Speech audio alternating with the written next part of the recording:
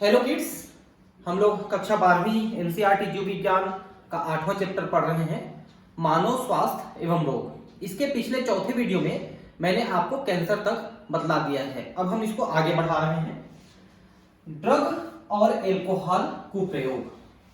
देखिए, आज भारत में सबसे बड़ी जो समस्या है वो युवा वर्ग में नशे का उपयोग करना एक सबसे बड़ी समस्या है। हमारे भारत में करीब 60-70% युवा लड़के किसी न किसी रूप में कोई न कोई नशा का शिकार हैं, और लड़कियां भी हैं, महिलाएं भी हैं, लेकिन उनकी संख्या थोड़ी कम है और 30% के आसपास है। ठीक है, तो ये जो नशा का शिकार हो जाते हैं बच्चे हमारे, वो उनके पूरे लाइफ को खराब कर रहा है। न केवल उनके शरीर को बल्कि उनकी आर्थिक स्थिति को भी कमजोर कर रहा है। अगर आप एक अध्ययन करें कि जो एल्कोहल है उससे किस तरह से आर्थिक स्थिति खराब होती है, तो आपको पता चलेगा कि भारत में जो भी गरीबी का मूल है, जो जड़ है, वो शराब है। अगर सभी राज्यों में, पूरे देश में शराबबंदी कर दी जाए तो जितने गरीब लोग हैं वो सब के सब धीरे धीरे पैसे वाले हो जाएंगे, क्योंकि उनका ज्यादातर जो कमाई का हिस्सा है वो शराब में चला जाता है। तो ये न केवल शरीर के लिए बल्कि आर्थिक, सामाजिक सभी दृष्टि से हानिकारक है, ये आपको पता है। सर्वेक्षणों और आंकड़ों से पता चलता है कि ड्रग और एल्कोहल का उपयोग विशेष रूप से नवयुवकों में बढ़ रहा है। ये अलग बात है कि जो हमारे बुजुर्ग हैं उन लोगों में भी इस टाइप के नशे का उपयोग होता है, लेकिन वो कम रूप में होता रहा है। इससे बीड़ी पीना, सिगरेट पीना, तंबाकू खाना, ये तो पहले से होता रहा है। लेकिन पिछले 20, 30, 40 सालों में जो बहुत खतरनाक ड्रग्स हैं, हेरोइन है, नार्कोटिक हैं, जितने भी कोकेन है, ये सब चीजों का प्रयोग भारत जैसे देशों में बढ़ा है नवयुवकों में। यह सचमुच चिंता का विषय है, क्योंकि इसके अनेक दुष्परिणाम होते हैं। समुचित शिक्षा और मार्गदर्शन से नवयुवक इन खतरनाक आदतों से अपने आप को बचा पाएंगे और स्वस्थ जीवन शैली अपना पाएंगे। तो मैं आपको बता दूं कि कोई व्यक्ति अगर नशा कर रहा है, चाहे वो किसी भी प्रकार का नशा है, तो उसको सिर्फ समझाने बुझाने से ही वो उसको नहीं छोड़ पाता है। अगर उसको वो मिल ही ना पाए तभी वो छोड़ सकता है। ज्यादातर ऐसा देखा गया है। मतलब 100 में से 2-4 ही ऐसे नवयुवक हो सकते हैं जो अपने बहुत स्ट्रांग विल पावर के बल पे उसको छोड़ सकते हो, लेकिन बाकी ज्यादातर नवयुवक या कोई भी व्यक्ति जो नशा कर रहा है किसी प्रकार का, वो उसको नहीं छोड़ पाता है। हाँ, अगर वो मिलना ही बंद हो जाए मार्केट में तो फिर वो मजबूरी में छोड़ सकता है। आमतौर पर जिन ड्रगों का उपयोग किया जाता है वे हैं ओपियोइड्स, कैनाबिनॉइड्स और कोका एल्किलॉइड्स। इनमें से अधिकांश पुष्पी पादपों से प्राप्त किए जाते हैं। कुछ ऐसे भी हैं जो कवकों से निकाले जाते हैं। देखिए, ड्रग्स जो होते हैं वो 2 प्रकार के होते हैं, या नशे की चीजें 2 प्रकार की होती है, आप ये कह सकते हैं। एक वे जो आपको जागृत करते हैं, मतलब आपके दिमाग को वो सुप्तावस्था से, सोने वाली नींद वाली से बाहर निकालते हैं और आपको फ्रेश फील होता है, अच्छा फील होता है। ऐसे नशे होते हैं, जैसे सिगरेट है, तंबाकू है, बीड़ी है, चाय है, कॉफी है। ये आपको जगाते हैं, इसलिए आप देखना कि जब नींद आती है तो हम चाय पी लेते हैं, कॉफी पी लेते हैं। वो भी एक प्रकार का नशा है, कैफीन है उसमें। कैफीन एक नशे का चीज माना जाता है। और दूसरे जो कैटेगरी के हैं वो हमको सुलाने वाले हैं, उनको सेडेटिव कहते हैं। पहले वाले को स्टिमुलेंट कहते हैं, जागृत करने वाले। दूसरे वाले को हम कहते हैं सेडेटिव, यानी सुलाने वाले, सुप्तावस्था में लाने वाले। जैसे ओपियॉइड्स, जैसे ओपियम। ओपियम किसको बोलते हैं? अफीम। अफीम एक पादप से निकाला जाता है, जिसको अपन पेपेवर सोमनीफेरम कहते हैं। उसके जो फल है, कच्चे फल है, उसमें से निकाला जाता है दूध के रूप में। तो जो अफीम खाता है ना, उसको बहुत शांत नींद आती है, बहुत आराम से सो जाता है, वो सारी चिंताएं भूल जाता है, दर्द भूल जाता है और सो जाता है। तो इस तरह से उनका प्रयोग करते हैं लोग कि भाई बहुत टेंशन में है, अफीम खा लिए, है ना, नींद आ रही है, आपका एग्जाम है तो चाय पी लिए, सिगरेट पी लिए। इस टाइप के गलत तरीके से उपयोग करना ये ड्रग एब्यूज है, और इसको अपन ड्रग डिपेंडेंसी का नाम दे दिए हैं कि शरीर जो है, दिमाग जो है, उस पर डिपेंड कर जाता है। जैसे आज आप अपनी माता जी को बोलो कि माँ मेरा सिर दुख रहा है, तो क्या बोलेंगी पता है? चाय पी लेंगी। ये डिपेंडेंसी है। मतलब ज्यादातर लोग ये समझते हैं कि सिर दुख रहा है और चाय पिएंगे तो ठीक हो जाएगा, और शरीर कुछ ठीक भी हो जाता है। कई लोगों की ये भी आदत होती है कि सुबह मान लो 8 बजे चाय पीते हैं, नहीं मिला तो सिर दुखने लग गया। ये भी एक ड्रग डिपेंडेंसी का ही उदाहरण है। ठीक है, डिपेंडेंट है अपन उस ड्रग के ऊपर, ऐसा है। तो ये कुछ नाम है जिनके बारे में हम आगे थोड़ा बहुत और पढ़ेंगे। जैसे ओपियोइड का मतलब तो वही है अफीम। कैनाबिनॉइड क्या है? कैनाबिस सैटिवा, ये गांजे के पौधे का नाम है जिससे गांजा निकालते हैं। गांजा क्या होता है? उसके पुष्प से बनता है गांजा, और उसकी जो पत्तियां हैं उससे भांग बनता है। तो ये गांजा भांग आप जरूर नाम सुने होंगे। गांजे को सिगरेट में या चिलम में लगा के पीते हैं, उससे दिमाग जो है एकदम सुन्न हो जाता है, एकदम वो कुछ भी दर्द वर्द सब भूल जाता है और आराम से मतलब रह जाता है। तो गांजे का जो नशा करता है ना, वो फिर कभी उससे बाहर नहीं आ पाता। और कोका से निकलता है कोकेन, जो एक महंगा ड्रग है, एक महंगी नशे का सामान है। और कोकेन जो है वो नाक से भी कुछ जो उसके प्रोडक्ट है वो लिए जाते हैं नाक से, और कुछ को खाए भी जाते हैं। तो ये पुष्पी पादपों यानी एंजियोस्पर्म पौधों से निकाले जाते हैं। ठीक है, जैसे ओपियोइड है, ये पेपेवर सोम्निफेरम से निकलते हैं, जिसमें ओपियम है, मॉर्फिन है, हेरोइन है। ये सब चीजें ओपियोइड से मतलब ओपियम से ही बनते हैं, अफीम से बनते हैं। कैनाबिनॉइड कैनाबिस सैटिवा, और कोका जो है ये कोका प्लांट है, उससे निकाला जाता है। तो ये सभी जो है एंजियोस्पर्म प्लांट है। ओपियोइड्स देखिए, जैसा मैंने आपको कहा, ओपियम पेपेवर सोम्निफेरम से निकलता है। कैसे निकलता है अब थोड़ा और डिटेल समझिए। इसको हम पॉपी भी कहते हैं, इस पादप को। ये भारत में इसको उगाना बैन है, इस पे आप उगा नहीं सकते हैं, लेकिन अफगानिस्तान वगैरह में बहुत ज्यादा मात्रा में उगाते हैं इसको। भारत में भी सरकार की तरफ से इसकी खेती होती है जरूर। तो इसका जो फल होता है ऐसे खड़े रहता है फल, ऐसा कच्चा फल में ऐसे चीरा लगा देते हैं, ब्लेड से चीरा लगा देते हैं, उससे उनमें से ऐसे लेटेक्स निकलता है, मिल्क निकलता है, और वैसे जम जाता है। फिर उसको ब्लेड से ही ऐसे खुरच के उसको निकाल लेते हैं फल से। फिर उसको पकाते हैं, चूना वगैरह डालते हैं और कुछ और चीजें डालते हैं, उसको पकाते हैं, तो उससे बनता है अफीम। ये अफीम इसका मुख्य प्रोडक्ट है, मुख्य उत्पाद है अफीम। फिर इसी अफीम से आगे चल के मॉर्फिन और हेरोइन बनाते हैं। तो अफीम से थोड़ी ज्यादा महंगी और ज्यादा पावरफुल है मॉर्फिन, और उससे बहुत ज्यादा पावरफुल है हेरोइन, और ज्यादा महंगी है। आप लोगों ने पुरानी फिल्में अगर देखी होंगी जिसमें डॉन जो होते थे वो लोग हेरोइन की तस्करी करते हुए दिखाते थे, कैसे पैकेट में सफेद रंग का पाउडर वो हेरोइन था। तो कड़वा लगता है हेरोइन, और बहुत महंगी ड्रग है। तो ये सभी ओपियोइड्स में आते हैं, जो ओपियम से या उससे बनते हैं, उसके प्रोडक्ट से बनते हैं। ओपियोइड्स ऐसे ड्रग हैं जो हमारे केंद्रीय तंत्रिका तंत्र और जठरांत्र पथ में मौजूद विशिष्ट ओपियोइड ग्राहियों रिसेप्टर से बंध जाते हैं। तो ये हमारे जैसे ही खाते हैं तो आहार नाल में उसके रिसेप्टर से मतलब ग्राही है, वो उसके द्वारा पकड़ करके ब्लड में ले लिया जाते हैं, और ब्लड से जब वो दिमाग में पहुंचते हैं तो दिमाग के भी कुछ रिसेप्टर्स होते हैं, ग्राही होते हैं, जिनमें वो जाकर के जुड़ जाते हैं, और दिमाग की क्रियाशीलता को वो धीरे धीरे स्लो कर देते हैं, जिससे आपको नींद आने लगती है और आप आराम से चैन की नींद सो सकते हैं। लेकिन सोचिए कि ये कितना खतरनाक चीज है कि उसी ब्रेन को ये इतना ज्यादा डैमेज करता है कि अगर बचपन में बच्चे को अफीम खिला दिया जाए और कंटिन्यू कुछ दिन तक खिला दिया जाए तो उसका ब्रेन विकसित ही नहीं हो पाता है। ऐसा पहले जमाने के फिल्मों में भी दिखाया है कि सौतेली माएँ जो थी वो अपने पहले सौतन के बेटे को ऐसे खिला खिला करके उनको दिमाग को बढ़ने से रोक दिए थे, और अपने बच्चे को बड़ा करके प्रॉपर्टी का अधिकारी बना दिए थे। ऐसे बहुत सारी फिल्में भी देखने को मिली है, जितेंद्र की एक फिल्म आई थी ऐसी। तो अफीम इतना खतरनाक है, सोच सकते हैं कि बच्चे को खिला दे रहे हैं तो ब्रेन का डेवलपमेंट रुक जा रहा है। तो सोचिए कि बड़े भी खा रहे हैं तो ब्रेन में कुछ तो प्रॉब्लम होगा, न सिर्फ ब्रेन में बल्कि हार्ट है, किडनी है, लिवर सब डैमेज हो जाता है। और व्यक्ति जो समझ लो 80 साल तक जी सकता था वो 40-50 साल में ही निपट जाएगा, इतना खतरनाक है।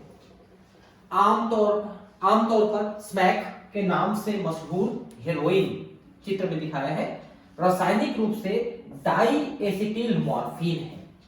तो मैंने अभी आपको बताया था कि ओपियम से मॉर्फिन और मॉर्फिन से हेरोइन बनता है।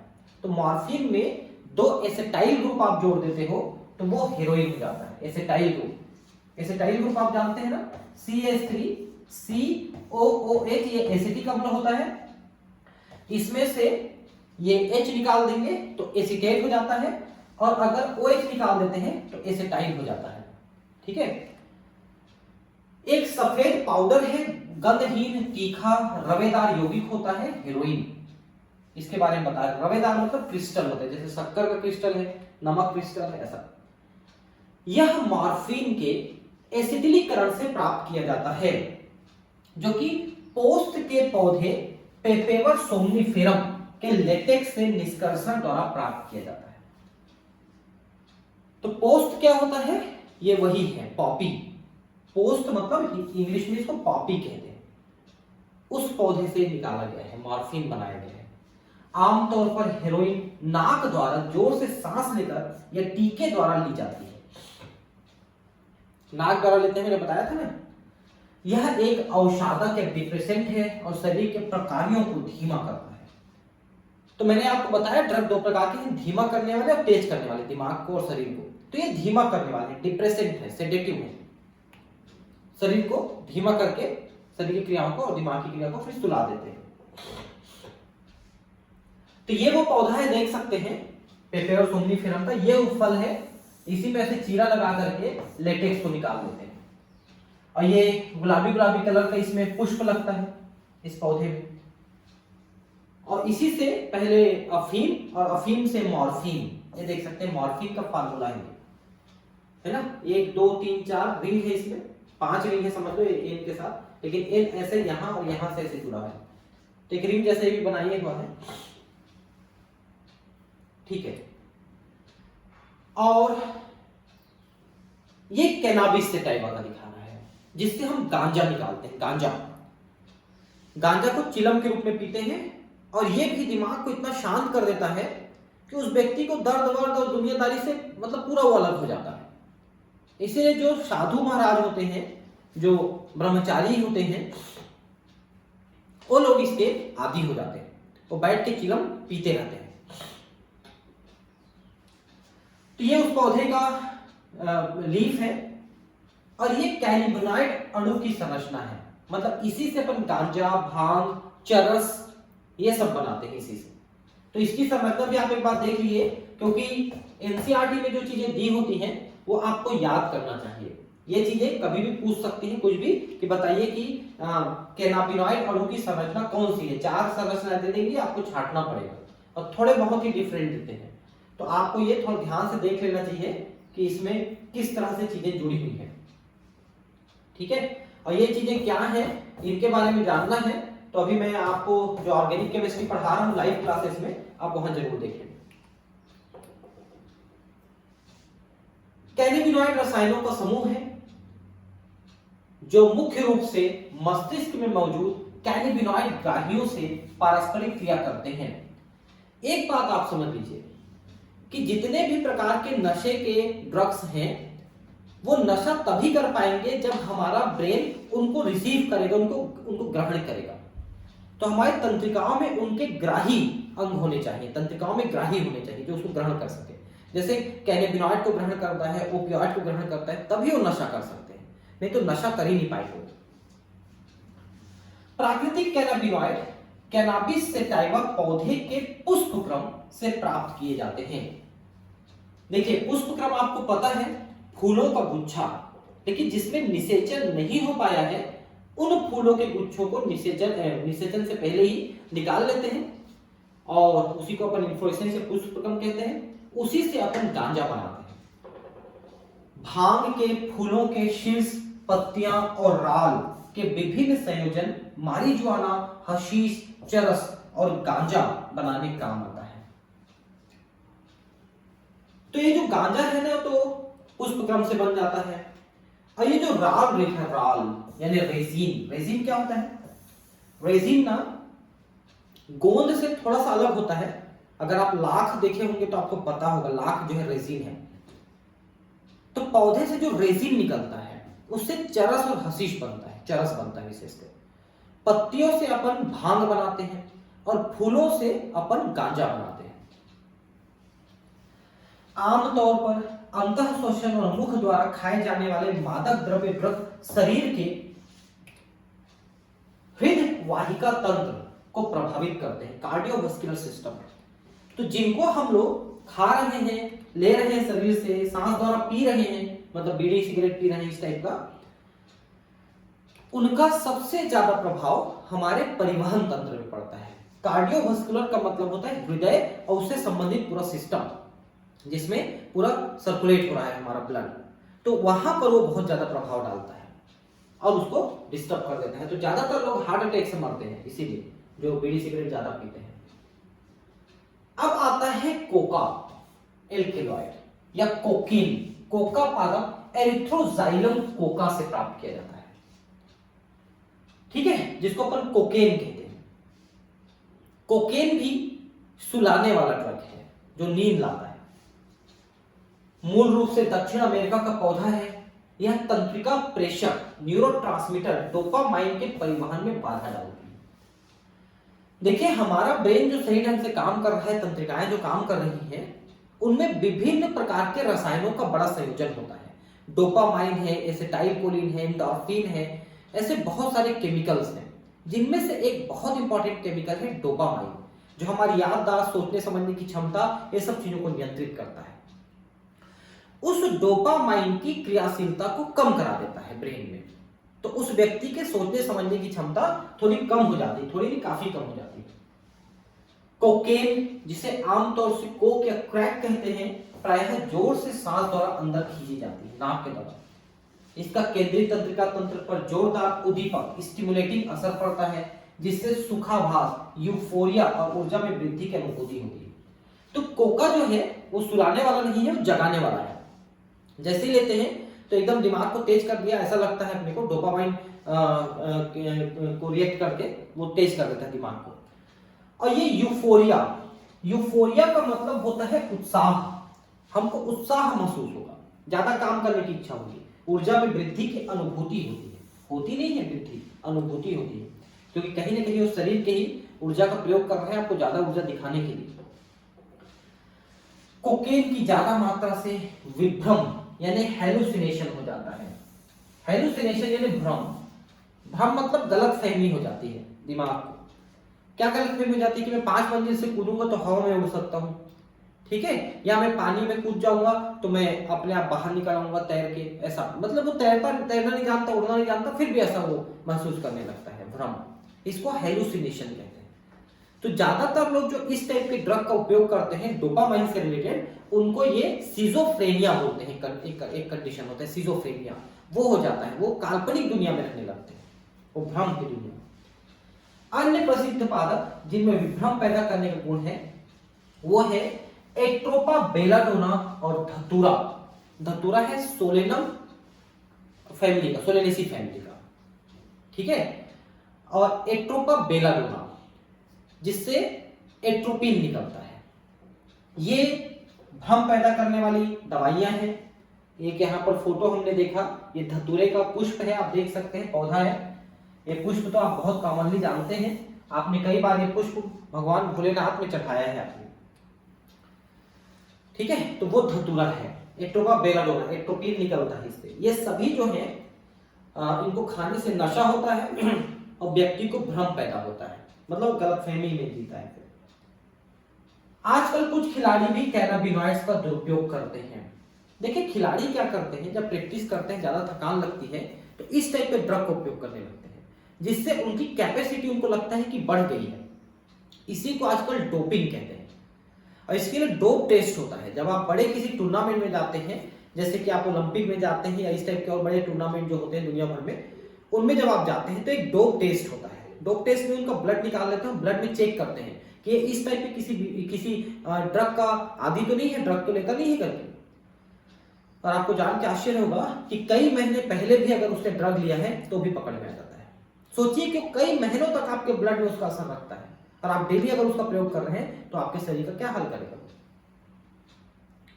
और डोप टेस्ट में कई बार ऐसा हुआ है कि डोप टेस्ट बाद में पकड़ में आया है किसी व्यक्ति का, तो उससे ओलंपिक का पदक छीन लिया गया है। ओलंपिक जीत चुका था, वो पदक ले चुका था, वो छीन लिया गया वापस। ऐसे भी कई घटनाएं हुई हैं।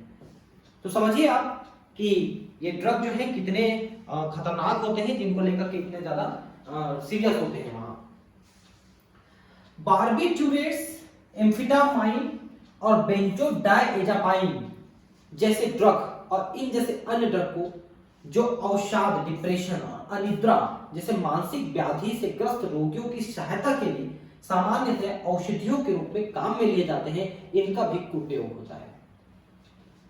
ये सभी जो है दिमाग मतलब जो चिंताग्रस्त होते हैं, नींद नहीं आती है, उनको ये थोड़े बहुत दवाई के रूप में दिया जाता है। जैसे एम्फेटामाइन है, ये स्लीपिंग पिल के नाम से, मतलब नींद की दवाई के नाम से बिकता है मार्केट में। तो डॉक्टर क्या करता है, जैसे डॉक्टर के पास आप जाओगे और बताओगे नींद नहीं आती है, बहुत चिंता है, तो कुछ दिनों के लिए स्लीपिंग पिल लिख देता है आपको। बस वहीं से बर्बादी शुरू हो जाती है उस व्यक्ति की। और स्लीपिंग पिल लेना शुरू किया तो कभी कभी बाहर नहीं आ पाता वो, क्योंकि पहले 2 बार तो वो डॉक्टर की पर्ची से खरीदता है, फिर वो अपने से खरीद के खाने लगता है। ठीक है, तो नींद लाने का ये कोई बढ़िया उपाय नहीं है। नींद लाने का सबसे अच्छा उपाय है कि आपको नींद नहीं आ रही है, आप एक किताब लेके बैठ जाओ, 1 घंटा आधा घंटा पढ़ो, आपको अपने आप नींद आने लगेगी। और नहीं तो ओम का जाप करिए, आपको नींद आने लगेगी।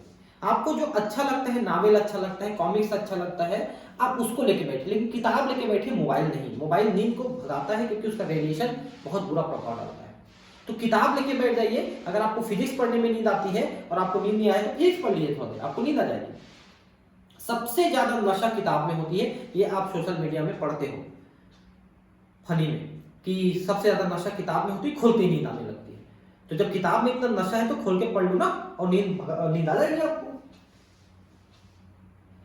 तो जो अवसाद है, डिप्रेशन है, डिप्रेशन का मतलब क्या होता है कि आप अपने आप को इंफीरियर फील करने लगते हो कि अरे मेरे के साथ ऐसा हो गया, वैसा हो गया, ये फलाना, ऐसा, वो डिप्रेशन है। आप चिंताग्रस्त रहने लगते हैं। अनिद्रा, इंसोम्निया, नींद नहीं आना, और मानसिक व्याधि मतलब जो दिमागी तौर पे थोड़ा सा बीमार हो जाते हैं, कुछ भी करते हैं, और यही लोग समाज के लिए बहुत खतरनाक हो जाते हैं। यही लोग कुछ गड़बड़ झाला करते हैं, कुछ भी करने का प्रयास करते हैं। मॉर्फिन, जैसा मैं अभी कुछ देर पहले बात की कि मॉर्फिन जो है ओपियम से बनता है, एक बहुत प्रभावी शामक है, यानी सेडेटिव है, मतलब दिमाग को शांत कर देता है, पीड़ाहर है, शरीर के दर्द को दूर कर देता है, और जिन रोगियों की शल्य क्रिया, सर्जरी यानी ऑपरेशन हुआ है, उनके लिए बहुत उपयोगी है। तो ऑपरेशन हुआ है, शरीर में बहुत दर्द है, कहीं पर ऑपरेशन से काट पीट के निकाल दिए हैं, कोई चीज दर्द हो रहा है, उनको मॉर्फिन या ओपियम दिया जाता है। इससे उनको दर्द में काफी राहत मिलती है और उनको नींद आ जाती है। तो एक दवाई के रूप में मॉर्फिन का प्रयोग किया जाता है। विभ्रमी गुण वाले अनेक पादपों, फलों, बीजों का विश्व भर में लोक औषधि, धार्मिक उत्सवों और अनुष्ठानों में सैकड़ों वर्षों से उपयोग होता रहा है। तो वे जो नशा पैदा करते हैं, उनको लोग अपने त्योहारों में उपयोग करते हैं। जैसे हमारे हिंदुओं में ही होली के दिन भांग पिया जाता है, मैं भी पिया हूं 1-2 बार, एकदम हल्का भांग है, वो आप पी सकते हो, उससे आपको नशा नहीं होता, और शंकर जी का प्रसाद बोलते हैं। अब मुझे तो थोड़ा सा हो गया था, क्योंकि मैं नशा नहीं करता हूं, तो थोड़े से भी असर हो गया मुझे। तो एक बार 1-2 गिलास मैंने ऐसे पिया है 1-2 बार, तो टेस्ट करने के लिए पिया था कि मैं कैसा लगता है, क्या फील होता है। बस यही है जो आपको नशे का आदी बनाता है। ठीक है, कोई बच्चा इसी तरह से पीना शुरू करता है किसी भी नशे को, या लेना शुरू करता है, तो बिल्कुल मत लीजिए आप। मैं आपको बिल्कुल सजेस्ट नहीं करूंगा कि आप भांग भी पीजिए, कोई बात नहीं, आप मत लीजिए प्रसाद, लेकिन मत पीजिए उसको। तो इनको हम अपने उत्सवों में, धार्मिक उत्सवों में, अनुष्ठानों में लोक औषधि, लोक औषधि मतलब कि जो जड़ी बूटी के रूप में प्रयोग करते हैं, तो उनको भी ये लोग देते हैं, जिनको नींद नहीं आती रहती है, तो वैद्य लोग देते हैं। जब ये औषधियां चिकित्सा के बजाय दूसरे उद्देश्य से ली जाती हैं, या इतनी मात्रा में इतनी बार ली जाती है कि व्यक्ति के शारीरिक कार्य को, मनोवैज्ञानिक प्रक्रियाओं को गड़बड़ा देती है, तो यह ड्रगों का प्रयोग कर जाता है। तो आपको वैद्य ने, डॉक्टर ने जितना लेने को कहा उतना लेने के बाद आपने उसको कंटिन्यू कर दिया लेना, और या फिर बढ़ा दिया मात्रा को, इससे आपके शरीर में दुष्प्रभाव पड़ता है, और यही ड्रग एब्यूज है, यही डिपेंडेंसी हो जाता है। धूम्रपान से इन तीव्र ड्रगों के सेवन का रास्ता खुल जाता है। तो बीड़ी सिगरेट के रूप में इनको भर लिया जाए और पिया जाए तो बहुत तेजी से धुएं के रूप में शरीर में जाता है और बहुत तेजी से असर करता है। तंबाकू का प्रयोग मानव 400 वर्षों से भी अधिक समय से करता आ रहा है। भारत में तंबाकू का उपयोग नहीं होता था। जब पुर्तगाली लोग आए थे सन 1600 के आसपास में, तो उन्होंने ही पहली बार तंबाकू लाए थे। ये अलग बात है कि भारत में धूम्रपान की प्रथा हजारों वर्षों से है। क्यों है? बिना तंबाकू को कैसे हुआ? तो एक्चुअली हमारे जो वैद्य होते थे वो लोग धूम्रपान यानी बीड़ी का निर्माण जड़ी बूटियों से करते थे। जैसे जो बीमार व्यक्ति होता था, सांस वास की बीमारी होती थी, दमा वगैरह, उनको जड़ी बूटी वाली बीड़ी पिलाते थे लोग। तो उसकी जड़ी बूटी का धुआं जाता था, उससे उनकी बीमारी ठीक होती थी। बस उसी जड़ी बूटी को निकाल दिया गया, उसमें तंबाकू भर दिया गया और पिला दिया गया, बस हो गया काम उस आदमी का। छत्तीसगढ़ में एक शहर है राजनांदगांव। यहां पर एक हर्बल बीड़ी बनाने वाली फैक्ट्री है जो जड़ी बूटियों वाली बीड़ी को बनाता है, लेकिन वो कभी दिखा ही नहीं मार्केट में हमको। वो पता नहीं कहाँ एक्सपोर्ट इंपोर्ट क्या कर देता है, हमको तो दिखा ही नहीं कभी। तंबाकू धूम्रपान पिया जाता है, चबाया जाता है या सूंघनी लेना जाता है। हालांकि सूंघनी के रूप में इसका प्रयोग बहुत कम होता है। ऐसे बारीक पीस करके उसको ऐसे करके मार के ऐसे सूंघते हैं। बाकी धूम्रपान तो आप जानते हैं और चबाना भी आप जानते हैं, तंबाकू को कैसे चबाते हैं और गुटखा में खाते हैं। तंबाकू में बहुत से रासायनिक पदार्थ होते हैं जिनमें एक एल्केलॉइड निकोटीन शामिल है। ठीक है, निकोटीन ही तंबाकू के नशे का सबसे बड़ा कारण है। निकोटीन अधिवृक्क ग्रंथि एड्रिनल ग्लैंड को उद्दीपित करती है, जिससे एड्रेनलिन और नॉरएड्रेनलिन रक्त परिसंचरण में मोहित होती हैं अर्थात छोड़ी जाती हैं। ये दोनों रक्तचाप और हृदय स्पंदन दर को बढ़ा देती हैं। तो यहां पर हमारे एड्रिनल ग्लैंड है। किडनी के ऊपर एक ग्लैंड है, एक ग्रंथि है एड्रिनल ग्रंथि, जिससे दो हार्मोन निकलते हैं जो यहाँ पर हम बात कर रहे हैं। बाकी तो 5 हार्मोन है, लेकिन 2 हार्मोन की हम बात कर रहे हैं, एड्रेनलिन और नॉरएड्रेनलिन। ये दोनों हार्मोन रिलीज कर देता है। एड्रेनलिन को ज्यादा रिलीज करता है, जिससे हृदय स्पंदन दर बढ़ जाती है, शरीर में रक्त का परिसंचरण बढ़ जाता है और हमको अच्छा फील होता है। मतलब हमको नींद भग गई, अच्छा लग रहा है, इस टाइप का फील होता है। इसलिए जो भी थोड़ी सी सुस्ती महसूस करता है और तंबाकू खाती है, या तो तंबाकू खा लेता है या सिगरेट पी लेता है, इस टाइप का करते हैं। उस समय तो आपको अच्छा लगा, लेकिन उसने शरीर में जाके जो कबाड़ा किया शरीर का, वो आप नहीं सोच रहे हो। सोचते हैं, जानते हैं, लेकिन डिपेंडेंट हो गए हैं, आपको नहीं छोड़ पा रहे हैं। दिक्कत यहां पर है। ठीक है, धूम्रपान फुफ्फुस, मूत्राशय और गले के कैंसर। देखिए कैंसर कहां कहां पर हो रहे हैं? फेफड़े में। मूत्राशय मतलब कि यूरिनरी ब्लैडर, जिसमें यूरिन इकट्ठा होता है, और गला, इसके कैंसर। श्वसनी शोथ यानी ब्रोंकाइटिस, ये अस्थमा जैसा प्रॉब्लम, मतलब जो सांस लेने वाला रास्ता है उसमें सूजन। वात स्फीति यानी एम्फाइसीमा, जो हमारे लंग है उसमें जो छोटी छोटी कुपिकाएं हैं वो आपस में जुड़ जाती है, जिससे सतह कम हो जाता है, जिसमें ऑक्सीजन CO2 का एक्सचेंज होता है, और सतह कम हो जाती है, तो उनमें सांस लेने में उनको दिक्कत होने लगती है। उसी को एम्फाइसीमा कहते हैं। हृदय रोग, हार्ट तो डैमेज होगा ही। जठर व्रण यानी गैस्ट्रिक अल्सर। देखिए तो गैस्ट्रिक अल्सर क्या है पता है? स्टमक जो है ना, आमाशय, उसमें घाव हो जाता है, और वो फिर जल्दी ठीक नहीं होता, क्योंकि वहां पर HCl है जो उस घाव को ठीक होने नहीं देता। तो ये सारी चीजें तंबाकू खाने वाले और सिगरेट पीने वाले को होती है। तंबाकू चबाना मुख्य कोटर के कैंसर के खतरे को बढ़ा देता है। मुख कोटर मतलब मुख गुहा, बक्कल कैविटी के अंदर कैंसर। तो जबड़े के कैंसर ज्यादातर तंबाकू चबाने वाले को होता है। धूम्रपान से रक्त में कार्बन मोनोऑक्साइड की मात्रा बढ़ जाती है और हीम आबद्ध ऑक्सीजन की सांद्रता घट जाती है। इससे शरीर में ऑक्सीजन की कमी हो जाती है। जरा ध्यान से समझिए, हीमोग्लोबिन ऑक्सीजन से भी जुड़ सकता है, कार्बन मोनोऑक्साइड से भी जुड़ सकता है और कार्बन डाइऑक्साइड से भी जुड़ सकता है, लेकिन इसका जो प्रेफरेंस है वो कार्बन डाइऑक्साइड से ज्यादा पसंद करता है ऑक्सीजन को, और इससे ज्यादा पसंद करता है कार्बन मोनोऑक्साइड को। कौन? हीमोग्लोबिन। तो देखिए होता ये है कि जनरली जो हम सांस लेते हैं तो लंग में हीमोग्लोबिन CO2 से अगर जुड़ा हुआ है तो CO2 को लंग में छोड़ के ऑक्सीजन से जुड़ जाता है और उसको लेकर के टिश्यूज के पास जाता है, ऊतकों के पास जाता है।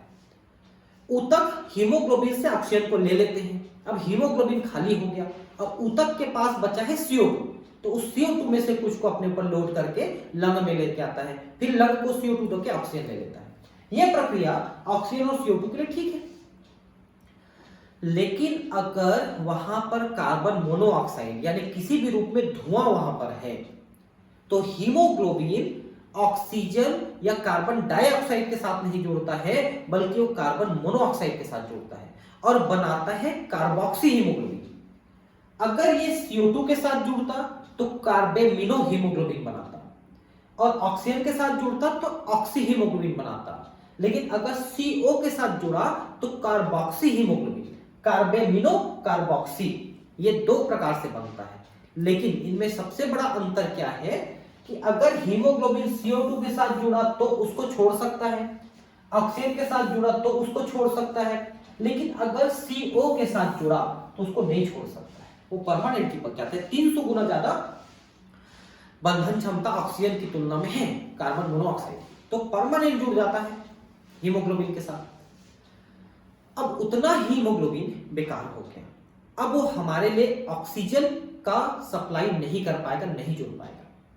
तो जो लोग धुआं लेते हैं, सिगरेट पीते हैं या धुआं में रहते हैं, उनके इतने सारे हीमोग्लोबिन धीरे धीरे वो खत्म होते चले जाते हैं और उसको शरीर में ऑक्सीजन की कमी हो जाती है क्योंकि हीमोग्लोबिन ऑक्सीजन नहीं लेके जा रहा है और ऑक्सीजन की कमी से शरीर का हर अंग कमजोर हो जाएगा। ऑक्सीजन ही उनकी प्राणवायु है, नहीं तो पूरा खत्म। सोचिए आप।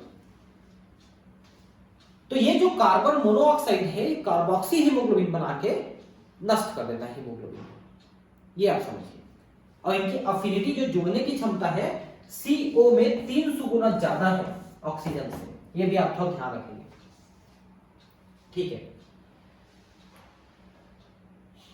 जब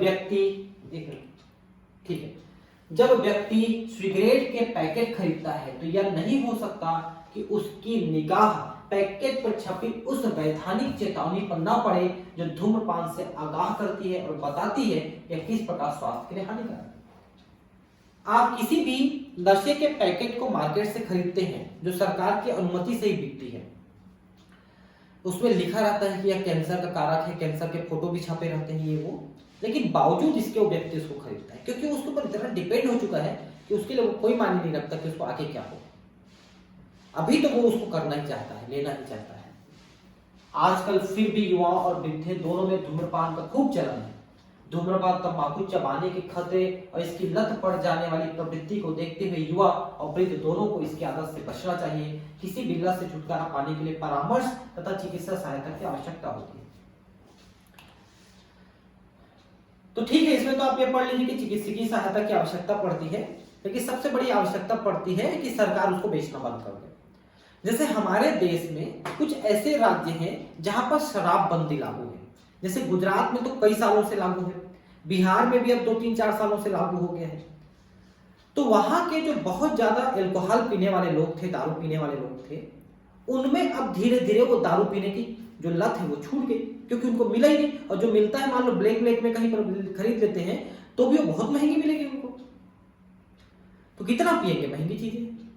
तो इसलिए उन्होंने धीरे धीरे दारू छोड़ दिया और इसका परिणाम यह हुआ कि वहां लोगों की आर्थिक स्थिति तो सुधरने ही लगी और वहां पर जो क्राइम था वो भी काफी घट गया, वहां पर जो अपराध होते थे वो भी घट गए क्योंकि दारू पीने वाला आदमी ही ज्यादा अपराधी बनता है क्योंकि उसको पैसे की भी जरूरत पड़ती है और सोचने समझने की क्षमता खत्म हो जाती है। तो सिर्फ देश में नशाबंदी लागू करके कि कोई नशा नहीं बिकेगा, आप लगभग आधे से ज्यादा क्राइम को होने से रोक सकते हो और गरीबी को दूर कर सकते हो। ये चीज सरकार को करनी चाहिए कि बंद कर दे एक पैक, जा नहीं बिकेगी। अब क्या करोगे, जब तड़प 2 दिन 4 दिन तड़पेगा आदमी, उसके बाद छोड़ देगा, क्या करेगा जब मिलेगी नहीं तो। किशोरावस्था और ड्रग या एल्कोहल को प्रयोग, आपको बता दें कि जब बच्चा 8-10 साल का होता है और अपने घरों में, अपने आसपास के लोगों में बीड़ी, सिगरेट, तंबाकू का उपयोग करते हुए देखता है, दारू का उपयोग करते हुए देखता है, तो वो उत्सुकता में उसका प्रयोग करके देखता है। और जब उसको लगता है कि तो बड़ा अच्छा चीज है, क्योंकि उस समय वो सोचने समझने के काबिल तो है नहीं, उसको अच्छा लगता है, और अच्छा लगता है तो धीरे धीरे उसका आदी हो जाता है। या फिर दूसरा कंडीशन यह होता है कि आपके साथी लोग जितने भी हैं, यार दोस्त, वो इनका प्रयोग कर रहे हैं और वो आपको फोर्सफुली उसका प्रयोग करने के लिए उत्साहित करते हैं कि नहीं नहीं, सिगरेट पीना कैसे नहीं पिएगा, अच्छा तो लगता है, देख ऐसा करके। पीयर प्रेशर बोलते हैं इसको। या आप 4 लोगों के बीच में बैठे हैं, 3 लोग सिगरेट पी रहे हैं, आप कब तक बचोगे? बस ये कंडीशन होता है कि ज्यादातर युवा आज के डेट में नशे का शिकार होते जा रहे हैं। किशोरावस्था का अर्थ एक अवधि और एक प्रक्रिया दोनों से है, क्योंकि अवधि है आपकी 10-11 साल से लेकर के 18-20 साल तक, ये अवधि है। प्रक्रिया क्या है कि बचपन से व्यक्ति जवानी की तरफ आगे बढ़ता है, जिसके दौरान एक बालक समाज में अपनी प्रभावी सहभागिता के लिए अपनी वृत्ति और विश्वास के अनुसार परिपक्व होते जाता है। अब उस समाज में अपनी उपस्थिति दर्शाएगा। 12 से 18 वर्ष की आयु की अवधि को किशोरावस्था माना जा सकता है। दूसरे शब्दों में किशोरावस्था बचपन और प्रौढ़ता को जोड़ने वाला पुल है। ठीक है, तो बीच की अवस्था है, ना तो जवान है ना बच्चे हैं, बीच की अवस्था किशोरावस्था है। किशोरावस्था के साथ साथ उसमें अनेक जीव विज्ञान और व्यवहारात्मक परिवर्तन आते हैं, क्योंकि सबसे बड़ा परिवर्तन आता है सेक्स हार्मोन का। 8-10 साल के बाद जैसे ही सेक्स हार्मोन बनने शुरू होते हैं ब्लड में, तो लड़के लड़की दोनों के शरीर में उत्तेजना आती है सेक्स को लेकर के, और शरीर जो है उस तरह से विकसित होता है। तो उसको जानने की भी एक उत्सुकता उनके मन में होती है, उसमें क्या कैसा होता है ये जानने की उत्सुकता। इस प्रकार किशोरावस्था किसी व्यक्ति का मानसिक और मनोवैज्ञानिक विकास का बहुत ही नाजुक समय है, और इसी समय अगर बच्चा इधर उधर भटक गया तो फिर वो अपना कैरियर बनाने को छोड़ करके वो किसी और तरफ डाइवर्ट हो जाता है। मैं आपको एक चीज बताऊं, अभी कोरोना में हमने ऑनलाइन क्लासेस शुरू की, सबने ऑनलाइन पढ़ाया। इसका सबसे बड़ा बेनिफिट क्या है पता है? बच्चा घर में रह के पढ़ रहा है, उसको स्कूल कॉलेज नहीं जाना पड़ रहा है, और ऐसे में क्या है, घर वालों की नजर में है बच्चा। आप लोग खुद महसूस किए होंगे कि आप घर वाले की नजर में है, तो आप जो भी कर रहे हैं बच्चा जो भी कर रहा है वो दिख रहा है घर वालों को। तो ऐसे में बच्चे के बिगड़ने का खतरा कम हो जाता है। बिगड़ता कब है? जब वो अकेले स्कूल जा रहा है, कॉलेज जा रहा है, रास्ते में दोस्तों से मिल रहा है, 50 प्रकार की बातें हो रही है, स्कूल पहुंचा नहीं पहुंचा, कॉलेज गया नहीं गया, उस समय उनके बिगड़ने का खतरा जाता है। लेकिन जैसे ऑनलाइन क्लास चालू हुई, आप घर में बैठे हो, आराम से देख रहे हैं घर वाले आपको क्या कर रहे हैं, फिर आप क्या कर सकते हो बताओ? आप सिगरेट पियोगे घर में? नहीं पी सकते। तो मुझे लगता है कि ये एक बेनिफिट देखी गया कोरोना में। और आज भी आप ये जो वीडियो देख रहे हो घर में बैठ करके, आप इसीलिए देख पा रहे हो क्योंकि अब आप स्कूल की क्लासेस सही नहीं चल पाई हैं, तो आप यूट्यूब में खोलना शुरू किए और आपको ये वीडियो मिला, आप देख रहे हो, आपको अच्छा लग रहा है कि नहीं लग रहा है पता नहीं, आप कमेंट जरूर करते हैं अच्छा लग रहा है, मुझे भी अच्छा लगेगा, है ना। तो ये चीजें एक प्लस पॉइंट है ऑनलाइन क्लास का कि आप घर में बैठ के करोगे तो बिगड़ने का खतरा कम हो जाएगा, आपका पूरा ध्यान पढ़ाई में लगने लगेगा, क्योंकि आपको कुछ करने का मौका ही नहीं, आप क्या करोगे? जिज्ञासा, जोखिम उठाने, उत्तेजना के प्रति आकर्षण और प्रयोग करने की इच्छा ऐसे सामान्य कारण हैं जो किशोरों को ड्रग तथा अल्कोहल के लिए प्रेरित करते हैं। तो मैंने भी बताया ना कि सिगरेट पीने से कैसा लगेगा, तंबाकू खाने से कैसा लगेगा, दारू पीने से कैसा लगेगा, बस यही कारण है। बच्चे की प्राकृतिक जिज्ञासा उसे प्रयोग करने के लिए प्रेरित करती है। ड्रग और अल्कोहल के प्रभाव को फायदे के रूप में देखने से समस्या और भी जटिल हो जाती है। पहले तो टीवी, पेपर वगैरह में इनके विज्ञापन आते थे, ऐसा लगता था कि इनको खाने वाले लोग बड़े लोग होंगे हैं, बड़े लोगों की बड़ी पसंद, ऐसा लगता था। लोगों ने जिज्ञासा से लेना शुरू किया और वो एडिक्ट हो गए। फिर गवर्नमेंट ने तंबाकू प्रोडक्ट के विज्ञापन पे रोक लगाया, एक अच्छी चीजें शुरू की, लेकिन विज्ञापन पे रोक लगाने क्या मतलब? उसकी बिक्री पे रोक लगा दो ना, खत्म बात, प्रोडक्शन नहीं होगा, खत्म सारी चीज सब। इस प्रकार ड्रग या अल्कोहल का पहली बार सेवन जिज्ञासा या प्रयोग करने कारण से हो सकता है, लेकिन बाद में बच्चा इनका उपयोग समस्याओं का सामना करने से बचने के लिए करने लगता है।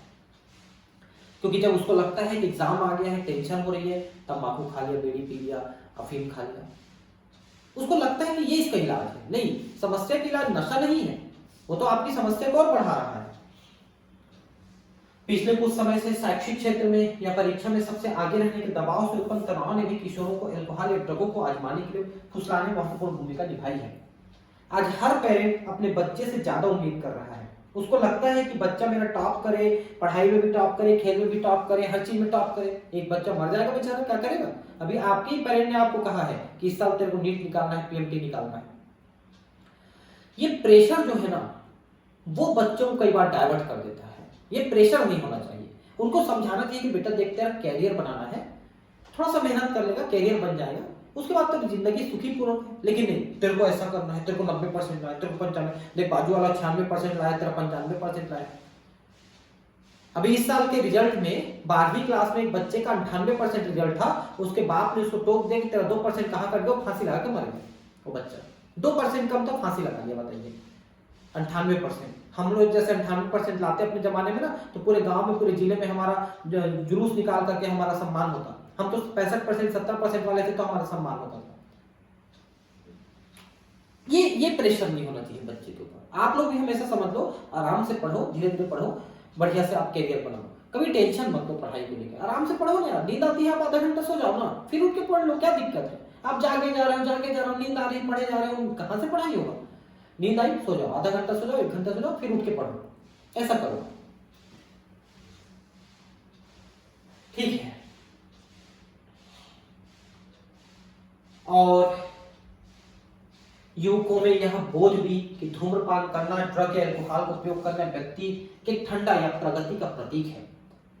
यही इन आदतों को शुरू करने का मुख्य कारण है। ये शान के रूप में, मतलब सिगरेट पीना शान समझते हैं, बीड़ी पीना शान समझते हैं कई बार, ये इसकी बात कर रहे हैं। इस बोध को बढ़ावा देने में टेलीविजन, सिनेमा, समाचार पत्र, इंटरनेट ने भी काफी सहायता की है। आप देखिए, आप जिस हीरो को पसंद करते हो, आप उसकी फिल्म देखने जाते हो, वो सिगरेट पी रहा है, आपको क्या सिगरेट पीने का मन नहीं हुआ? गवर्नमेंट इस बारे में क्यों नहीं ध्यान दी है बताइए, कि सिगरेट पीने को लेकर के, दारू पीने को लेकर के बेल लगा दे। फिल्मों में ही बेल लग जाना चाहिए, फिल्में ही नहीं बननी चाहिए मेरे हिसाब से। पूरा बिगाड़ के रख दिया भारत को उसने। इन्होंने महत्वपूर्ण भूमिका निभाई है, सब गलत सलत दिखा रहे हैं शुरू से। किशोरों में ड्रग और अल्कोहल के कुप्रयोग के अनेक कारणों में परिवार के ढांचे में अस्थिरता या एक दूसरे को सहारा देने तथा मित्रों के दबाव का अभाव भी है। आज परिवार टूट गए हैं, बड़े परिवार छोटे परिवारों में, अपने अपने परिवार में टूट गए हैं। जब पहले दादा दादी, नाना नानी, दादा दादी, चाचा चाची सब साथ में रहते थे, तो बच्चे के ऊपर नजर होती थी किसी न किसी की, कि बच्चा क्या कर रहा है, तेरा बेटा बिगड़ रहा है, वो ऐसा करके भाई बता देगा, दादा बता देगा, उठा के 2 लगा देगा, चप्पल खाएगा तो अपने आप सुधर जाएगा। आजकल आप अकेले रहते हो, माँ बाप जॉब में चले जाते हैं, बच्चा घर में अकेला है, फिर वो क्या करेगा? सिगरेट ना पिएगा, तंबाकू ना खाएगा, गलत चीजें ना देखेगा। वही अगर भरा परिवार 20 लोगों का परिवार था, सब कोई थे, किसी न किसी की नजर होती थी उसके ऊपर, उठा के चप्पल पड़ता था, ठीक हो जाता था। हमारे साथ ऐसा हुआ है, बड़े परिवार से हम लोग, सब यूनिक फैमिली, भाई लोगों की नजर हमेशा हमारे ऊपर रहती थी। हम थोड़ा सा भी दोनों पढ़ाई में करते थे, पड़ जाता था फट से कान के नीचे, सुधर गए हम लोग, कभी नहीं बिगड़े। ये काम होना चाहिए, मतलब यूनिक, मतलब जो यूनिटी होनी चाहिए फैमिली में, अलग अलग एकल फैमिली नहीं होनी चाहिए। ये बड़ा कारण है आज बच्चों में नशा का। व्यसन और निर्भरता, यही निर्भरता, डिपेंडेंसी की मैं बात कर रहा था, कि व्यक्ति शुरू में तो उत्सुकता के कारण से बच्चा या कोई भी व्यक्ति इसको शुरू करता है, लेकिन बाद में वो इसके ऊपर डिपेंडेंट हो जाता है। उसको लगता है कि अगर मैं इसको नहीं करूंगा तो अभी मैं मर ही जाऊंगा, मेरे को नींद नहीं आएगी, मेरे को टॉयलेट का प्रेशर नहीं बनेगा। अब देखना कि जो तंबाकू खाते हैं, खाएंगे, बीड़ी पिएंगे तो जाते हैं, नहीं तो उसके पहले उनका प्रेशर नहीं बनता है। ये डिपेंडेंसी है। ड्रग लेना शुरू किया, अगर उस समय उसको ड्रग नहीं मिला, तड़पने लगेगा, कई फिल्मों में दिखाया है, ठीक है। तो वो चीजें आपको उत्सुकता बढ़ाती हैं, आपको फिल्मों में देखते हो, आप उत्सुक हो जाते हो, क्या चीज है।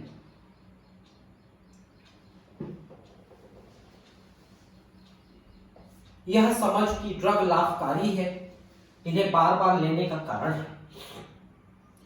सबसे महत्वपूर्ण बात यह है कि अल्कोहल और ड्रग की अंतर्निहित व्यसनी प्रकृति है, लेकिन व्यक्ति इस बात को समझ नहीं पाता है। व्यसन होता है इसको, आदमी आदी हो जाता है। इस चीज को समझ ले तो इन सब चीजों से बच जाएगा। ड्रग और एल्कोहल के कुछ प्रभावों के प्रति लत एक मनोवैज्ञानिक आसक्ति है। जो दारू पीता है, एल्कोहल लेता है, उसको अगर समय से ना मिला तो तड़पने लगता है। वो एकदम वो लोगों के पास भीख मांगने जैसा करने लगता है कि मुझे पैसा दे दो, मुझे दारू पीना है। यह प्रभाव है सुखाभास और भला चंगा होने की अस्थायी भावना, जो व्यक्ति को उस समय भी ड्रग एवं एल्कोहल लेने के लिए प्रेरित करने से जुड़ी है, जबकि उनकी जरूरत नहीं होती या उनका इस्तेमाल आत्मघाती है। भाई डॉक्टर आपको थोड़ा बहुत यूज करने के लिए दे सकता है, लेकिन जब आपको उसकी जरूरत नहीं है उस समय आप उसका प्रयोग करने लग गए, ये आत्मघाती है। ड्रग के बार बार उपयोग से हमारे शरीर में मौजूद ग्राहियों का सह स्तर बढ़ जाता है। इसके परिणाम स्वरूप ग्राही ड्रगों या एल्कोहल की केवल उच्चतर मात्रा के प्रति अनुक्रिया करते हैं, जिसके कारण अधिकाधिक मात्रा में लेने की लत पड़ जाती है। अभी मैंने आपको एक चीज बताया था कि हमारी तंत्रिका में ग्राही होते हैं जो इन नशा की चीजों को ग्रहण करके हमारे दिमाग को उत्तेजित या शांत करते हैं। तो शुरू में तो थोड़ी सी भी आप लोगे तो आपको असर हो जाता है, लेकिन धीरे धीरे वो ग्राही जो है उसके प्रति प्रतिरोधी होते चले जाते हैं। तो जब वो ज्यादा मात्रा में लोगे तभी वो असर करेंगे। इसलिए नशा हमेशा बढ़ोतरी में होता है। पहले आपने थोड़ा सा एक ढक्कन एल्कोहल लेना शुरू किया, फिर एक पैक लेना शुरू किया, फिर 5 पैक लेना शुरू किया, और एक मरते तक वो बढ़ता ही रहेगा, कम नहीं होगा। वैसी ड्रग्स के लिए है, वैसी तंबाकू, वैसी सिगरेट, वैसी बीड़ी, हर चीज के लिए ये बात होता है कि शुरू में आपको कम मात्रा, बाद में बढ़ते ही जाते हैं, क्योंकि ग्राही जो है उनकी ज्यादा मात्रा को आप लेना शुरू करते हैं, उसके प्रति अनुक्रिया करते हैं।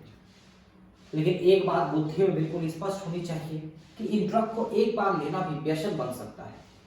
इस प्रकार ड्रग और एल्कोहल की व्यसनी शक्ति उन्हें इस्तेमाल करने वाले या वाली को एक दोषपूर्ण चक्र में घसीट लेते हैं। एक चक्र व्यूह में फंस जाता है, उससे निकलना नामुमकिन हो जाता है, जिससे इनका नियमित सेवन या उपयोग करने लगते हैं और इस चक्र से बाहर निकलना उनके बस में नहीं रहता है। आजकल जो ड्रग इनहेबिलिटेशन सेंटर होते हैं जिसमें ये सब की आदत छुड़ाई जाती है, तो वहां जाके लोग तड़पते हुए इसको छोड़ते हैं। एक फिल्म आई थी संजू करके, कुछ अच्छी फिल्में भी बनी है, उनमें ये संजू करके एक फिल्म बनाई थी जो संजय दत्त के जीवन पे थी। वो ड्रग किस तरह से लेता था वो आदमी, उसको दिखाया है, फिर बाद में कितनी मुश्किल से छोड़ पाया दिखाया है। तो अगर उसमें आप जो पॉजिटिव चीज उसको लेंगे तो फिल्म अच्छी है। एक प्रकार से किसी मार्गदर्शन या परामर्श के अभाव में व्यक्ति व्यसनी या लती बन जाता है, उसके ऊपर आश्रित होने लगता है। यहीं पर वो पॉइंट लिखा है जो हमको एक बड़े फैमिली में दादा दादी चाचा चाची के साथ रहने के लिए प्रेरित करता है। क्योंकि जिसके घर में चाचा होता है ना, वो उसके लात घुसे चप्पल खा के ना वो बच्चा सुधर ही जाता है, वो बच्चा बिगड़ नहीं पाता है। मेरे घर में मैं सबसे छोटा भाई हूँ और मेरे भतीजे जितने होंगे सबकी कुटाई किया हूँ, और इसलिए वो आज वो बढ़िया सेटल है, सब कुछ है उनके पास। और मेरी कुटाई, मतलब कुटाई तो नहीं लेकिन डांट फटकार हमारे बड़े भाइयों के द्वारा की गई, इसलिए हम लोग सेटल्ड है। तो ऐसा ना एक बड़े फैमिली का एक इंपॉर्टेंस है कि वहां देखने वाले लोग हैं अगर तो बच्चा नहीं बिगड़ पाता, आज अकेले है तभी बिगड़ेगा वो। निर्भरता शरीर की वृत्ति है जो ड्रग या एल्कोहल की नियमित मात्रा अचानक बंद कर दिए जाने पर अभिलाक्षणिक और अप्रिय विनिवर्तन लक्षण यानी विड्रॉल सिंड्रोम के रूप में व्यक्त होने लगती है। जब आप इससे बाहर आने लगते हैं तो उससे विड्रॉल मतलब बाहर आना, ठीक है। तो जब आप इसको छोड़ना चाहते हो, एल्कोहल को या ड्रग को छोड़ना चाहते हो, तो जो शरीर में परिवर्तन आते हैं, उसके नशे के आदी हो तो आप तड़पने लगते हो, शरीर में दर्द होता है, उल्टी होता है, बीमारी हो जाती है। ये सारी चीजें जो है विड्रॉल सिंड्रोम कहलाते हैं। मतलब उसमें आपको क्या क्या तकलीफ होगा जब आप छोड़ने जाएंगे इसको, क्योंकि कई लोग मानसिक तौर पे बहुत मजबूत हो जाते हैं कि नहीं अपने को छोड़ना ही है कैसे भी करके, तो फिर वो लोग उसको छोड़ने में ये तकलीफों का सामना करते हैं। क्या क्या? चिंता, कंपन, शरीर ऐसे कपकपाता है, हाथ कपकपाता है, मिचली का मतलब है उल्टी लगना, पसीना, जिनसे ड्रग एल्कोहल का इस्तेमाल फिर से चालू कर दिए जाने पर छुटकारा मिल जाता है। तो जब ये चीजें शरीर में होने लगती हैं तो फिर से उस ड्रग को ले लेता है, जिससे ये चीजें नहीं होती उसके शरीर में, बस इसी से वो बाहर नहीं निकल पाता है। क्योंकि जब भी वो निकलने की कोशिश करता है इन सब चीजों का प्रॉब्लम शुरू हो जाता है, फिर इन सब चीजों से बचने के लिए फिर उसको ले लेता है। कुछ मामले में विनिवर्तन संलक्षण गंभीर हो सकते हैं और जीवन के लिए खतरनाक भी, तथा व्यक्ति को चिकित्सीय देखरेख की आवश्यकता पड़ती है। जो बहुत ज्यादा एल्कोहलिक होते हैं, अचानक अगर एल्कोहल छोड़ जाते हैं तो लीवर उनका बहुत तेजी से डैमेज भी हो जाता है, कई बार ऐसा भी देखा गया है। तो एकदम से छोड़ने की बजाय धीरे धीरे छोड़ना ज्यादा उचित रहता है अगर ज्यादा ड्रग एब्यूज्ड है तो। ठीक है, एकदम से छोड़ देने में भी दिक्कत आ सकती है। हाँ, थोड़ा बहुत अगर लेते हैं एकदम से छोड़ दीजिए, तभी आप पॉसिबल है। निर्भरता कार्ड से रोगी अपनी आवश्यकताओं की पूर्ति के लिए पर्याप्त धन पाने के लिए तमाम सामाजिक मानदंडों को ताक पर रख देता है। इनसे अनेक सामाजिक समायोजन संबंधी समस्याएं उत्पन्न हो जाती है।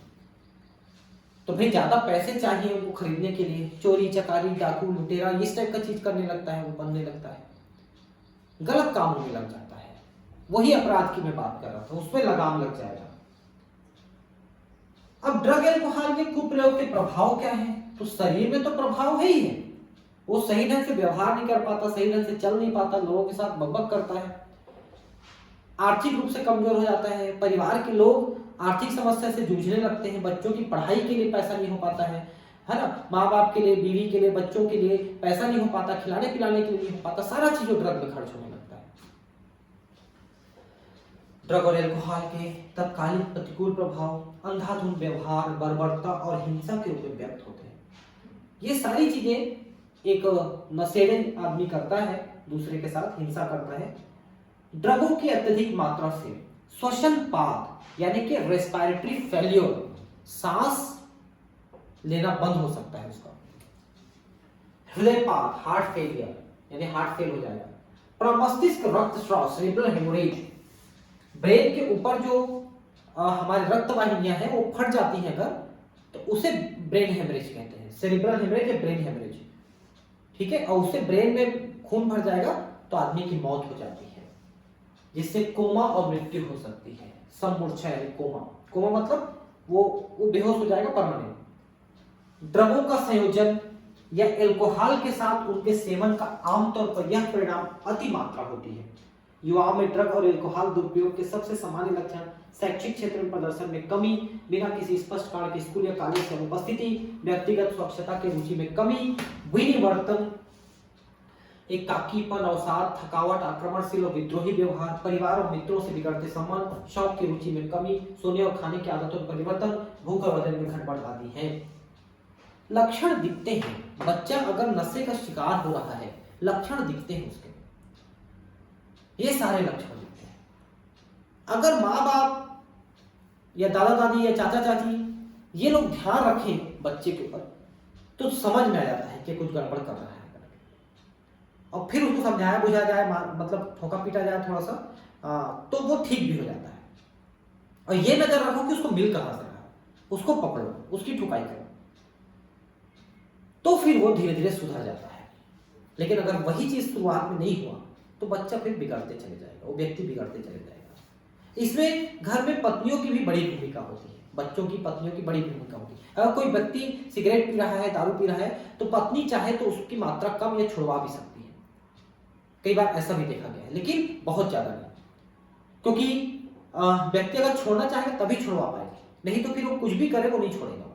व्यक्ति को खुद चाहना पड़ेगा कि मुझे छोड़ना है, तभी वो छोड़ेगा, नहीं तो नहीं। इस कुप्रयोग के दुर्गामी परिणाम भी हो सकते हैं। अगर कुप्रयोगकर्ता को ड्रग एल्कोहल खरीदने के लिए पैसे नहीं मिलते तो चोरी का सहारा ले सकता है। यह प्रतिकूल प्रभाव केवल ड्रग एल्कोहल का सेवन करने वाले तक ही सीमित नहीं रहता है, जिसके यहाँ चोरी किया, चकारी किया, लूट लिया, हिंसा कर लिया, मार दिया, मर्डर कर दिया, कभी कभी ड्रग एल्कोहल आदि का अनेक परिवार या मित्र आदि के लिए भी मानसिक और आर्थिक कष्ट का कारण बन सकता है। जगह जगह उधारी मांगोगे आप रिश्तेदारों से, मित्रों से, उनको भी दिक्कत है, भैया आपको कितना उधार देंगे पैसा। जो अंतः शिरा द्वारा सुई और सिरिंज से सीधे ही शिरा में इंजेक्शन ड्रग लेते हैं, उनको एड्स और यकृत शोथ बी यानी कि हेपेटाइटिस बी जैसे गंभीर संक्रमण होने की संभावना अधिक होती है। देखिए, जहां पर क्लब्स होते हैं ना, जहां पर ड्रग दिया जाता है, तो ड्रग बहुत महंगी चीज है। अलग अलग इंजेक्शन में भरेंगे तो बहुत महंगी पड़ेगी, क्योंकि वो इंजेक्शन में रुक जाता है, नीडल में रुक जाता है। तो क्या करते हैं, एक इंजेक्शन में बहुत सारा ड्रग भर लेते हैं, फिर 10 लोगों को लेना है तो एक में जाके थोड़ा सा दिए निकाले, दूसरे में जाके थोड़ा सा दिए निकाले, तीसरे में दिए, ऐसा करते हैं। अलग अलग नीडल और इंजेक्शन का प्रयोग नहीं किया जाता, क्योंकि वो महंगा पड़ता है। उनको नीडल महंगा नहीं पड़ता है, उसके अंदर ड्रग छूट जाता है, वो महंगा पड़ता है। तो जब एक ही से देते हैं तो लेते समय तो तड़प रहे हैं, उनको कोई चीज का फिक्र नहीं कि क्या हो जाएगा, एड्स हो जाएगा, क्या हो जाएगा, कोई मतलब नहीं, बस मिल जाना चाहिए ड्रग। पहला ये कारण है कि एड्स हेपेटाइटिस बी उनको फैलता है। दूसरा कारण है कि ऐसे क्लब्स में जो लड़के लड़कियां शामिल होते हैं, जो जाते हैं नशा करने, वो एक दूसरे के साथ खुल्लम खुल्ला शारीरिक संबंध बनाते हैं। कोई मतलब नहीं होता मैं किसके साथ है, वो किसके साथ है, कोई मतलब नहीं, जो जिसके पास पाएगा उसके साथ संबंध बनाते हैं। तो उनको एड्स नहीं होगा, बीमारी नहीं होगी, तो क्या होगा? आप भारतीय संस्कृति से दूर होंगे, मरेंगे ही, झांकने से मर जाओगे आप उधर। ऐसे चीजें होती हैं, मत जाइए, मत देखिए उधर, वो सिर्फ जिंदगी बर्बाद करेगी आपकी, सारा खेल बिगाड़ देगा आपके जीवन का।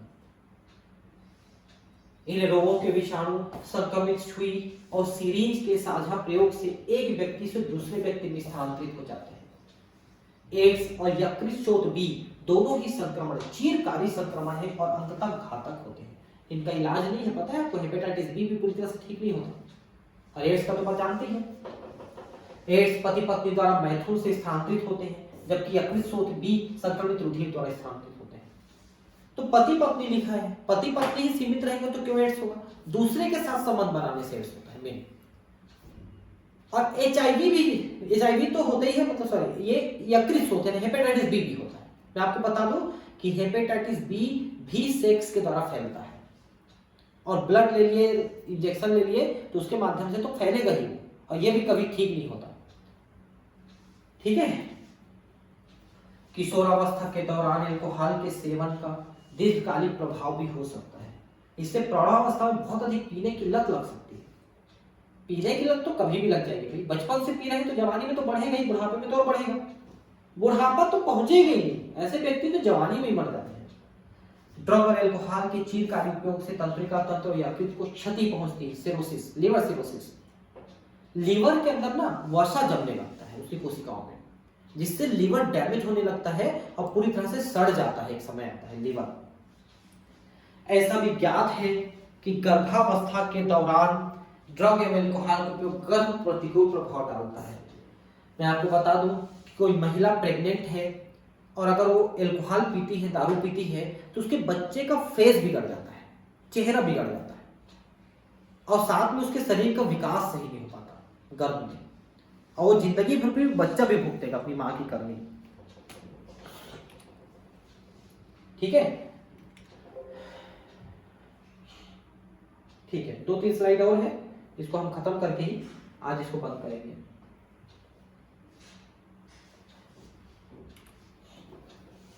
ड्रगों का एक और दुरुपयोग कुछ खिलाड़ियों द्वारा अपने प्रदर्शन को और बेहतर करने के लिए हो सकता है। तो मैंने आपको बताया था अभी कुछ देर पहले कि डोपिंग कहते हैं इसको, और इसको ब्लड टेस्ट में पकड़ते हैं तो डोप टेस्ट कहलाता है, फिर उस खिलाड़ी को निकाल दिया जाता है। वे खेलों में स्वापक पीड़ा हर, नार्कोटिक एनाल्जेसिक, मतलब जो दर्द को भी खींच ले और थोड़ा नशा करे, हल्का सा या ज्यादा नशा, उपचयी स्टेरॉइड, स्टेरॉइड से शरीर में मसल्स बनाते हैं, मसल्स, मूत्रल दवा जो ज्यादा यूरिन कराता है, और कुछ हार्मोनों का कुप्रयोग, हार्मोन में यही एड्रेनालिन हार्मोन और सेक्स हार्मोन, जिससे शरीर की मांसपेशियां बढ़ती है, मांसपेशियों को शक्तिशाली बनाने और आक्रामकता को बढ़ाने और फलस्वरूप खेल प्रदर्शन के लिए करते हैं। तो खेल में ज्यादा अच्छा प्रदर्शन करने के लिए इन दवाओं का प्रयोग करते हैं।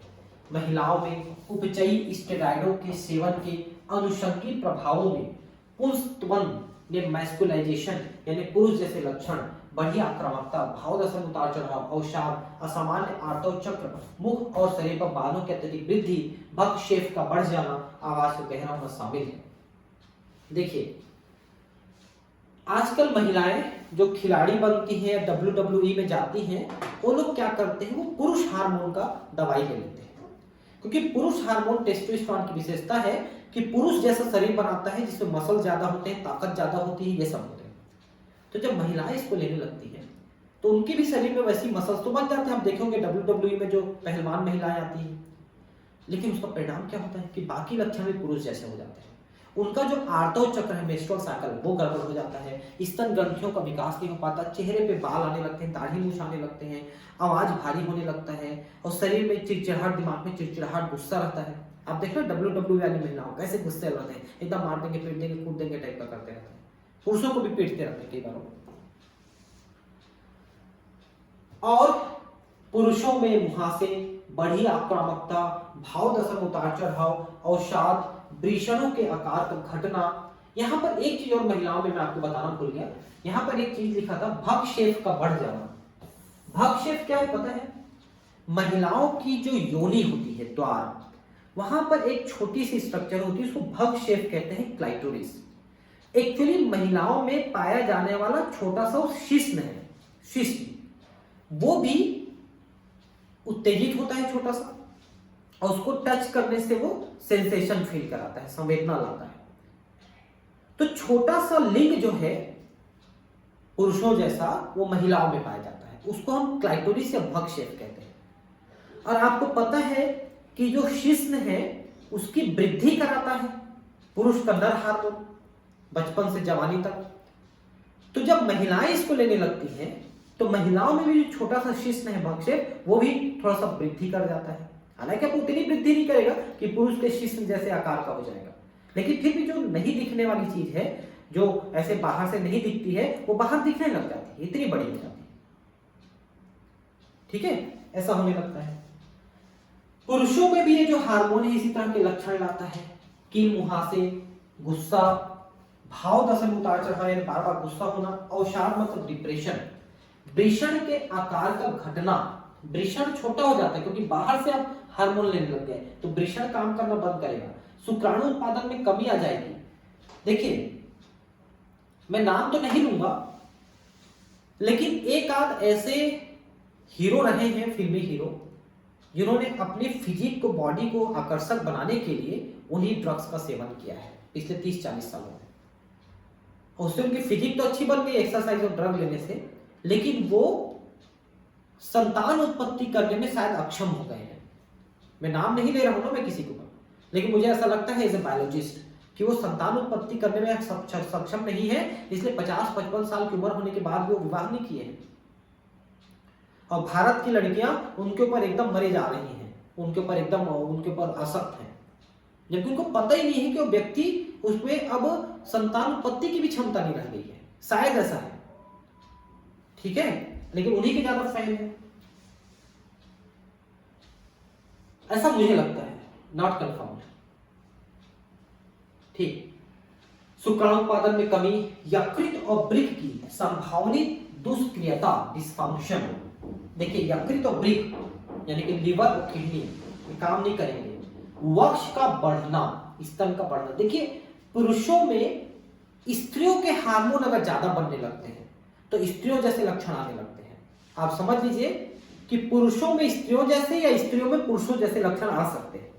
अगर स्त्री में पुरुष जैसे लक्षण आते हैं तो उसे विरिलिज्म कहते हैं, विरिलिज्म। और अगर पुरुष में स्त्री जैसे लक्षण आते हैं तो उसे गायनेकोमेस्टिया कहते हैं, जिसमें मुख्यतः स्तन ग्रंथि का बढ़ना ये मुख्य है, और आवाज का पतला होकर के लड़कियों जैसे हो जाना, ये जो है गायनेकोमेस्टिया का उदाहरण है। बढ़ना, समय पूर्व गंजापन।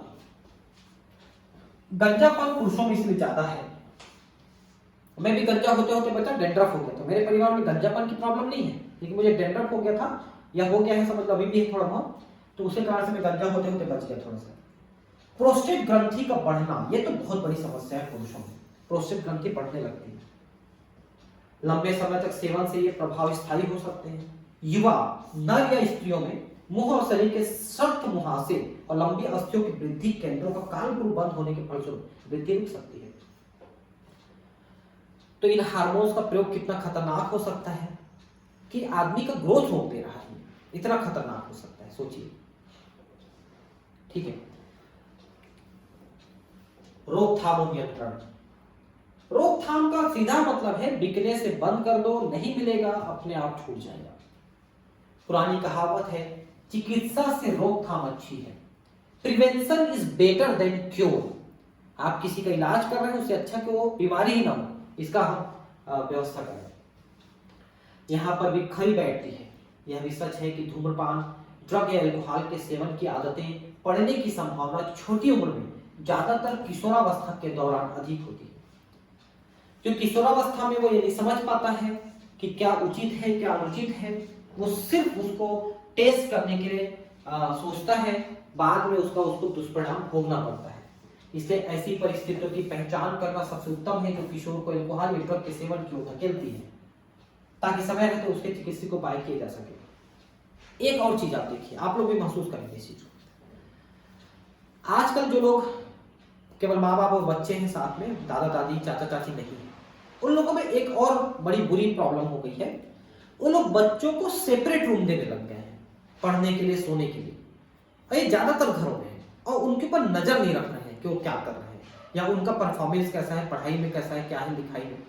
और बच्चे फिर अकेलापन देख करके, कोई डिस्टर्बेंस नहीं हो रहा है देख करके, ये सब गलत आदतें पालने लगते हैं।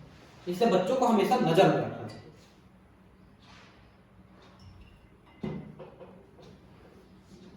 इस मामले में माता पिता और अध्यापकों का विशेष उत्तरदायित्व है। टीचर का बड़ा रोल है। टीचर समझाएगा तो बच्चे जल्दी समझते हैं। ऐसा लालन पालन जिसमें पालन पोषण का स्तर ऊंचा हो, सुसंगत अनुशासन हो, अल्कोहल ड्रग तंबाकू के प्रयोग का खतरा कम कर देता है।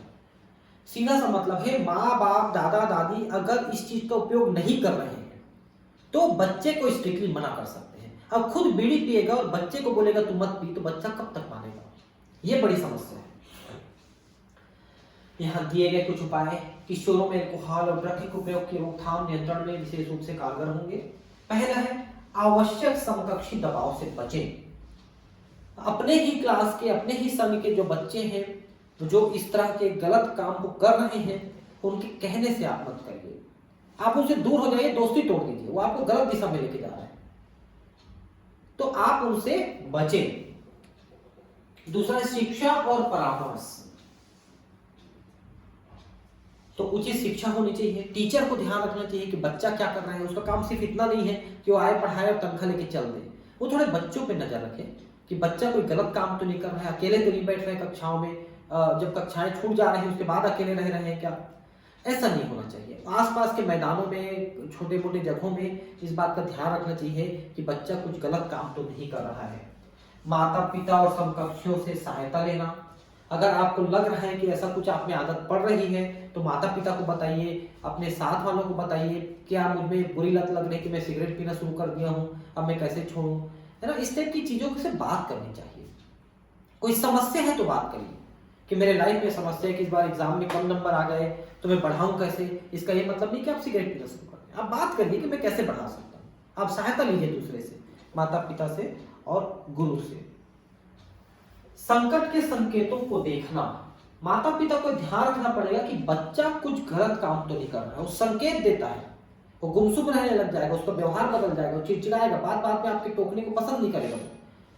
ये सब चीजों का अगर परिवर्तन आ रहा है बच्चे में, तो आप समझ लीजिए कि बच्चा कुछ गलत दिशा में जा रहा है।